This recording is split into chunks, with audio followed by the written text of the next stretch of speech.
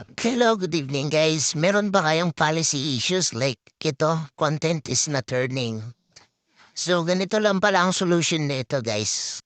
First, ang gagawin nyo lang is punta kayo sa dashboard ninyo. Scroll down nyo lang. Yan. Para ma-check natin kung may violation ba na. Tingnan natin yung page status natin. All goods naman, okay siya, no violation. Recommendable naman siya. Man, check natin sa monetization. Ayun sa baba guys. Yan yung policy issue. Monetization is limited.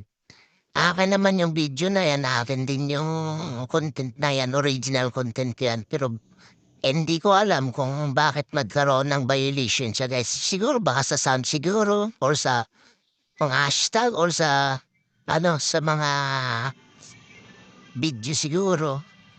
Or hindi ko sure kung ano talaga ang problema dyan. So, ang ginawa ko lang dito, guys, ito lang ginawa ko, dinilit ko yung Hello guys, for today's mismong video na yan na may manunod tayo ng violation.